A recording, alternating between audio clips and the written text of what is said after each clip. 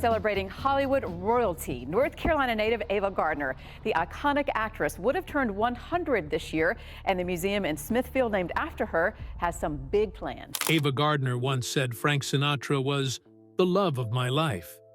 But the truth wasn't so simple. Their marriage was full of wild fights, crazy jealousy, and moments that shocked everyone around them. Sinatra loved her deeply, but he also hurt her in ways she could never forget. From smashing windows to dangerous arguments, their love story was messy, passionate, and filled with drama.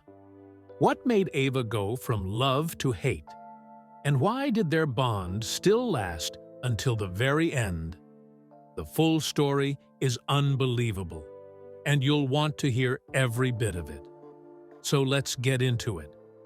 Ava Lavinia Gardner was born on Christmas Eve in 1922 in Grabtown, North Carolina, the youngest of 7 children in a family of poor tobacco sharecroppers. Her childhood was spent in a modest white farmhouse surrounded by fields of tobacco and cotton. In 1925, tragedy struck when the family's barn and cotton gin burned down, forcing them to move to Brogdon. Life grew even harder during the Great Depression, as the family moved from place to place. Her father, Jonas, took on odd jobs at sawmills, while her mother, Molly, managed boarding houses for teachers. Ava faced a deep personal loss in 1938, when her father died of bronchitis. Just 15 at the time, she struggled with her faith after local preachers refused to visit her father in his final days. From that point on, Ava stopped praying, later saying, "I never said another prayer."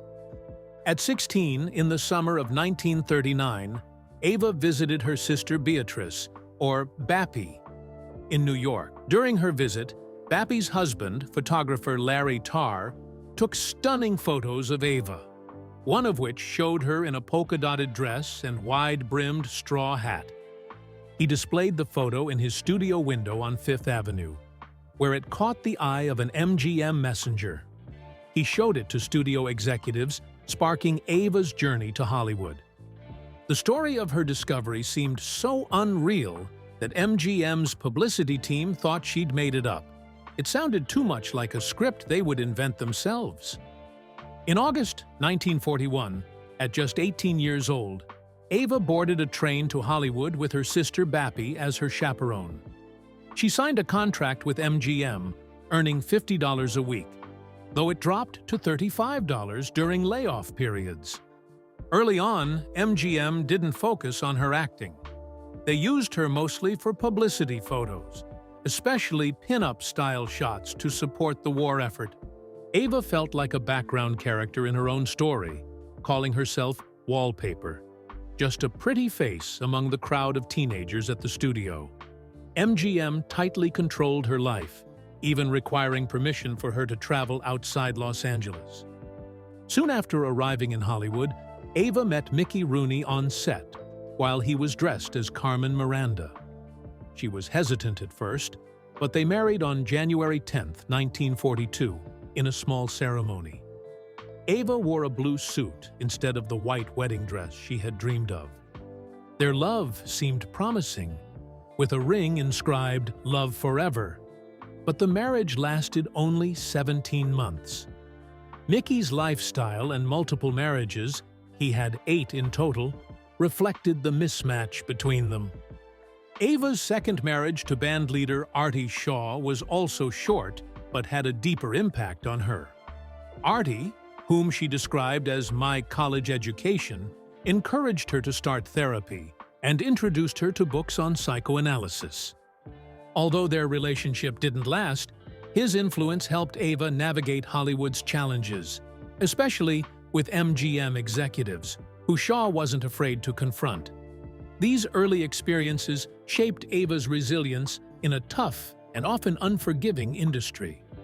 On the other hand, Frank Sinatra's journey with Harry James began in an unexpected and exciting way. In June 1939, Sinatra auditioned without any preparation. He simply walked up to the piano and started singing. His raw talent was so remarkable that James immediately signed him for $40 a week. Just weeks later, on June 30th, 1939, Sinatra performed his first show with the band at Baltimore's Hippodrome. During the 7 months he spent with James, they recorded 10 songs together, including the famous All or Nothing at All.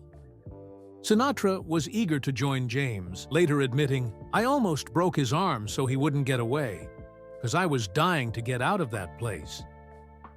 But despite their talent, the band struggled financially. They constantly toured and appeared on non-paying radio shows to stay relevant, and James even used up his $7,000 savings, borrowed from Benny Goodman, to keep the band afloat. Sinatra's career took a huge leap forward when he joined Tommy Dorsey's band in 1940. This move not only tripled his salary to $125 a week, but also marked the start of his rise to fame. His first performance with Dorsey was on January 26, 1940, at the Coronado Theater in Rockford, Illinois, where he sang Stardust. In his first year alone, Sinatra recorded over 40 songs with Dorsey, including his first big hit, Polka Dots and Moonbeams, in April 1940. Sinatra saw Dorsey as a father figure but admitted he was intimidated by him, saying, "The only two people I've ever been afraid of are my mother and Tommy Dorsey." Their partnership ended in 1942, but not without drama. Dorsey demanded 33% of Sinatra's future earnings. Tensions rose so high that rumors of mob involvement surfaced, though they were never proven. Sinatra's personal life also began during these early years. He met Nancy Barbato in Long Branch, New Jersey, in the summer of 1934 when he was 19 and she was 17. They married on February 4, 1939, during the Great Depression. At the time, Nancy worked as a secretary, and Sinatra was a singing waiter. Together, they had 3 children, Nancy in 1940, Frank Jr. in 1944, and Tina in 1948. Nancy supported Sinatra in every way, sewing his bow ties and cooking his favorite meals. However, as Sinatra's fame grew, so did the strain on their marriage. His infidelities, especially his affair with Ava Gardner, caused irreparable damage. They divorced in 1951, but Nancy remained devoted to Sinatra, never remarrying and continuing to support him throughout his life. When asked why she never remarried, she famously said, after Sinatra, she remained his trusted friend until his death in 1998. In 1943, a young Ava Gardner was sitting in a smoky Hollywood club with her husband Mickey Rooney when Frank Sinatra first saw her. Sinatra was already a huge star, adored by screaming fans, and married to Nancy Barbato with 2 children. Despite both being married, there was an instant, undeniable spark. Gardner was just starting her Hollywood career, known more for her beauty than for any acting roles. Their meeting was brief, but it left an impression. Sinatra couldn't stop thinking about her, and Gardner, though trapped in a troubled marriage to Rooney, felt the same pull. A year later, she divorced Rooney, citing mental cruelty. 6 years later, in 1949, they crossed paths again at a glamorous party in Palm Springs, hosted by studio executive Darryl Zanuck. By then, Gardner had divorced her second husband, Artie Shaw, while Sinatra was stuck in an unhappy marriage. He spotted her from across the room and greeted her with, "Jesus, you got prettier since last time I saw you." Their reunion was electric, fueled by alcohol, which both could handle like pros. Gardner, known for her ability to outdrink almost anyone, kept up with Sinatra, drink for drink. Sinatra had just welcomed a baby with Nancy weeks earlier, but that didn't stop him from leaving the party with Gardner. That night marked the start of their infamous and fiery affair. One of the wildest episodes in their relationship happened shortly after. Leaving the party, They went on a drunken joyride to the small town of Indio, California, in Sinatra's Cadillac. Somewhere along the way, Sinatra pulled out 2 pistols, handing one to Gardner. In their drunken state, they started shooting at streetlights and store windows. Gardner even aimed specifically at a hardware store, shattering its windows. When the police caught up with them, they were shocked to find 2 of Hollywood's biggest stars holding guns. What could have been a career-ending scandal was quickly smoothed over by a studio publicist who flew in with a mysterious black bag. Gardner later claimed that all records of the incident vanished, and the officers involved retired early, with suspiciously comfortable pensions. Their affair became the talk of the nation and caused public outrage. Sinatra's records were burned by furious fans, and the Roman Catholic Church condemned their relationship. His image as a devoted family man was shattered, and his career took a nosedive. He lost his contracts with MGM and Columbia Records, and the public rallied behind his wife, Nancy, who initially refused to grant him a divorce. Gardner, already infamous for her wild behavior, only added to her legend. Stories of her antics, like allegedly urinating in the Ritz lobby, fueled her bad girl reputation. Eventually, Nancy gave in, and Sinatra and Gardner married in 1951, just a week after his divorce was finalized. But it wasn't without interesting stories. The day before Ava Gardner and Frank Sinatra's wedding on November 7, 1951, Gardner received an anonymous letter that shook her to her core. The letter, allegedly from a sex worker, claimed to have been in a relationship with Sinatra for months. The revelation left Gardner devastated, and she later admitted it made her so sick she almost called off the wedding. Despite her feelings, she went through with the ceremony, but not without confronting Sinatra. Gardner issued a stern and unforgettable threat to Sinatra at their wedding reception. "If you treat me like Nancy, I'll kill you." Their wedding was a small and hurried event in Philadelphia, attended by only a few close friends and family. In their rush to avoid photographers, Gardner forgot her suitcase, so during their first honeymoon stop in Miami, she had to wear Sinatra's pajamas. The press still managed to snap photos of them on the beach, with Gardner dressed in an odd combination of Sinatra's jacket and her travel suit. She later called the picture a sad little commentary on our lives. In the late 1940s, Ava Gardner and Frank Sinatra's careers were headed in completely different directions. Gardner was at the top of her game, earning $140,000 per movie, like in Showboat, 1951. Sinatra, on the other hand, was struggling. He had lost his record deal with Columbia Records, his movie contracts were canceled, and even his agent gave up on him. Things got so bad that when he bought gifts for Gardner, he charged them to her own account. Surprisingly, Gardner later said that they were happiest during this tough time. She felt that when Sinatra wasn't successful, he was kinder and more grounded. But once he found fame again, his old arrogance returned.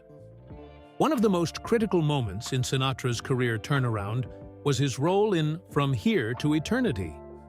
Gardner played a big part in helping him get it.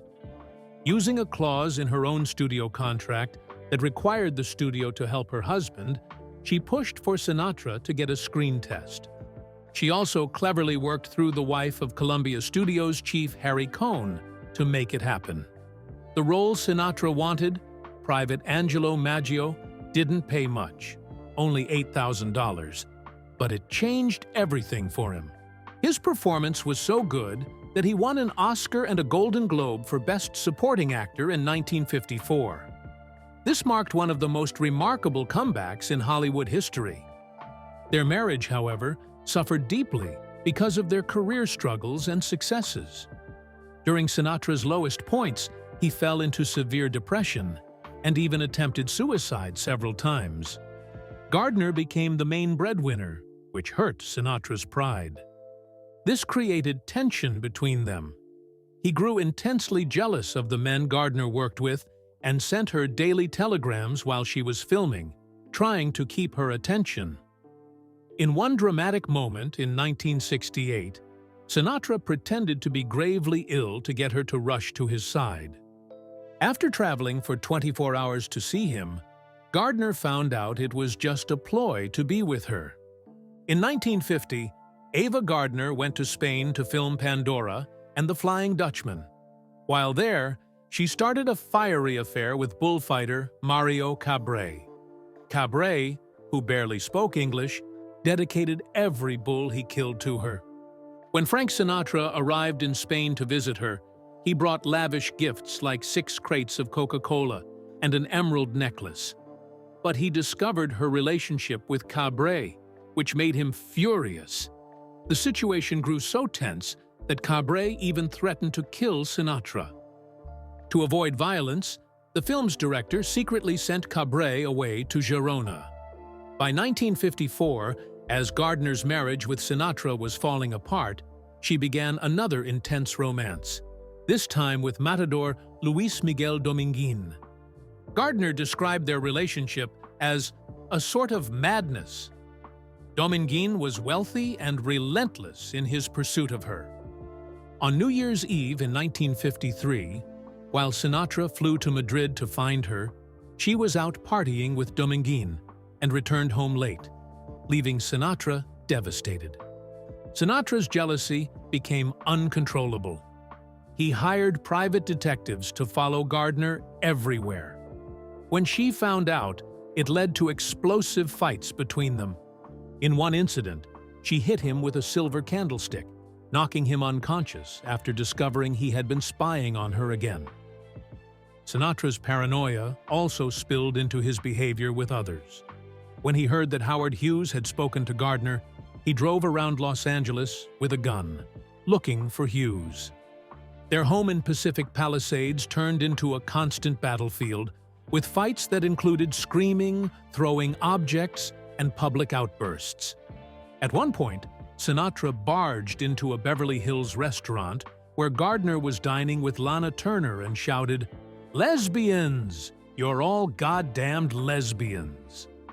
Their fights shocked everyone around them and sometimes escalated to embarrassing levels. In one shocking moment, Sinatra threw a water-filled douche at Gardner and Lana Turner. Their fights happened everywhere, at home, in taxis, in restaurants, and even during social events. During a play at London's Cambridge Theatre, Sinatra attacked a photographer, rolling on the floor with him before dragging him outside. Their fights also disrupted others' lives. Once, during a car ride with Richard Attenborough and his wife Sheila Sim, Sinatra and Gardner erupted into a heated argument about his habit of signing autographs. Gardner later admitted, "I'm possessive and jealous, and so is Frank. He has a temper that bursts into flames, while mine burns inside for hours." Their neighbors often heard the chaos from their home, with shouting, broken objects, and slammed doors becoming a regular occurrence. Their relationship was a whirlwind of passion, and even when things reached their breaking point, Ava Gardner and Frank Sinatra shared a bond that endured. Though they divorced in 1957, their connection remained strong and full of unique gestures. Every year on her birthday, Sinatra would send Gardner grand bouquets of flowers, a tradition he kept up until her death. They occasionally reunited, like in 1959, when Gardner was in Australia filming On the Beach. Sinatra flew across the world, officially for concerts in Melbourne and Sydney, but it was clear his real reason was to see her. They managed to steal a couple of private nights together despite being hounded by the press, though their brief reunion didn't leave enough time for old arguments to resurface, as Gardner wryly noted in her autobiography. Sinatra's respect for Gardner was evident even as he moved on with his life. Before marrying Mia Farrow in 1966, Sinatra ensured Gardner was informed first, showing her the same courtesy when he married Barbara Marx in 1976. Gardner responded to news of his marriage to Farrow with her sharp wit, joking that she always expected Sinatra to end up in bed with a little boy. Despite their separation, Sinatra kept Gardner close in his thoughts. Her photo remained taped to his dressing room mirror, and in his homes, he dedicated small shrines to her, complete with statues, photos, and even a painting with a candle that he lit daily. When Gardner's health declined in her later years, Sinatra's support was constant. After 2 strokes in 1986 left her struggling, he stepped in to make sure she received the best care. Though she was financially secure, Sinatra insisted on paying her medical bills, which totaled $250,000 a year. He also arranged for a private, medically equipped jet to bring her from London to Los Angeles to see specialists. Even when Gardner could no longer speak easily, Sinatra would call her, talking enough for both of them, while nurses held the phone to her ear. He'd remind her how much he loved her and share his own struggles with aging. On her bedside table, Gardner kept a cherished photo of their younger days together. She passed away from pneumonia on January 25, 1990, at age 67. Their love left a lasting mark on both of them. Gardner once gave Sinatra a watch inscribed with the words, "To Frank and Desert Nights, Ava," a reference to their time together in Palm Springs. Even after remarrying, Sinatra never truly let go of her memory. When Gardner passed, he was heartbroken and chose to grieve in private, covering all her funeral expenses but skipping the ceremony. Their relationship, full of fiery highs and painful lows, became a Hollywood legend. Sinatra once admitted, "Anything that burned that hot was bound to burn out. But while it was going on, I was having a ball." Gardner, in turn, called Sinatra the love of my life, and believed they were lovers forever, eternally. Despite their divorce, their connection evolved into a deep, enduring love that lasted until the very end.